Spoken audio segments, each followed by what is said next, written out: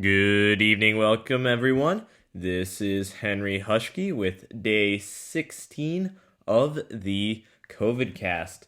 The day is March 29th, 2020. It is a Sunday. For new listeners, I am 17. I live in Traverse City, Michigan. And this is my almost kind of account of the events of the COVID pandemic and a forum for me to kind of offer up my analysis of the situation. So, today we are going to have our succinct Sunday. So I'm a little pressed for time today. So, I am going to basically just leave it to just the numbers today. Tomorrow, though, I would like to do some interviews again, get that going again, what we did last Sunday. So if you're listening and you'd be interested, call me. I talked to some of you today on Zoom. Maybe one of you, you know who you are. Could do it today. Anyways, let's get to the numbers. So, actually, possibly maybe some positive news today. Looking at the case count right now, I actually think there's a fairly good chance that today we have fewer new cases. The first time we will actually have fewer cases than the previous days. We won't make an all-time high in new cases today. So that's super good news. Right now we're sitting at about 60,000 new cases. Yesterday was 67,000. So yeah, maybe it'll be like 63,000 by the end of the day today. So there's some good news. And some more good news. My Johns Hopkins case tracker, which we use here, has the logarithmic charts back. My favorite logarithmic charts. So we can look at that. And the reason this chart looks kind of funky is because China basically was the main source of the initial infections. And then they managed to basically contain their outbreak as far as we know. So their curve flattened out. Meanwhile, the world curve just was logarithmic, exponentially spreading, which on a log chart is a straight line. It looks linear.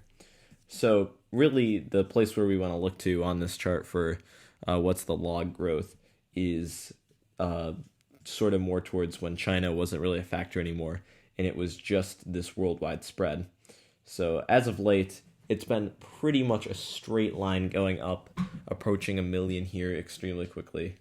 So basically, what we're looking to see is this line start to curve down, and with today, it probably should curve down, but the last few days, it's still been straight. So going kind of region by region, it looks like the U.S. might finally not report an increase in new cases today. The daily increase yesterday was just under 20,000. And right now we're sitting at about just under 20,000. So it looks like it'll be about flat. So that's positive news.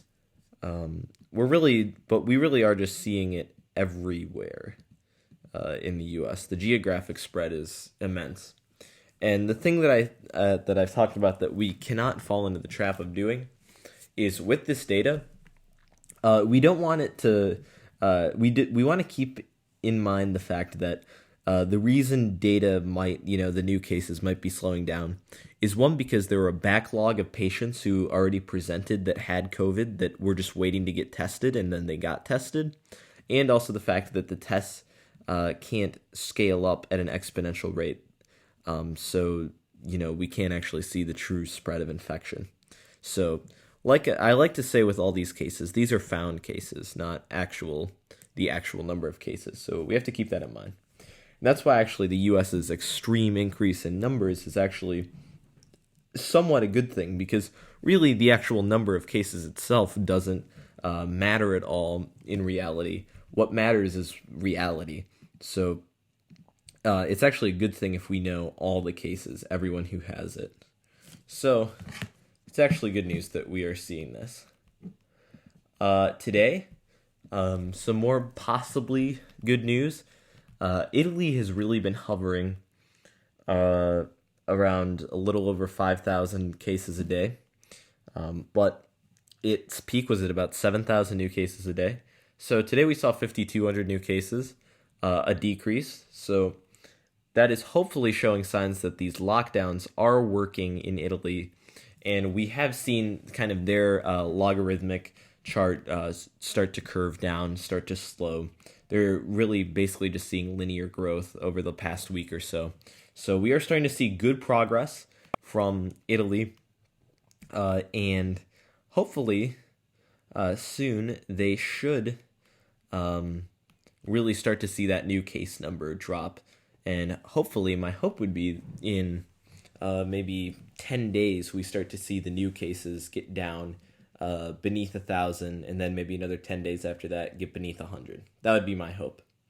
So in 3 weeks, if Italy could kind of get in the clear to the point where they could simply just isolate any of the other new cases, that would be great. So I'm hopeful for Italy, and I'm hopeful it's a model that we can all follow. The thing we have to remember is that Italy started their lockdown March 6th, and a nationwide lockdown, the entire nation, and it's March 29th today, so a little over 3 weeks since they started, and they're going to have at the very least probably 3 more weeks before their situation, before they can really get back to life as normal. So, when you're on this full national lockdown, it appears with the coronavirus that when we don't have any treatments, which we may still develop, or any vaccine, which is very far down the road, we're looking at about a 6-week national lockdown, would be my estimation for a reasonable timeline. The U.S. has kind of gone into half lockdown, half not, so not going to be able to fully curb things, but it's something. So, trends are slightly more positive today. Europe, everyone's still continuing to get hammered. The numbers continue to climb at a frightening pace. Deaths are sitting at nearly 34,000 right now, so the death toll is really starting to increase.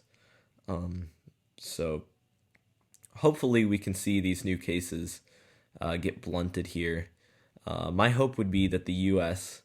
Could, avoid passing 1 million cases would really be great, but I don't know if that's possible. I still think they're spread. I still think our lockdown procedures aren't at the point where they need to be to even stop it from get the R naught of the disease below 1. But we'll see as time goes by.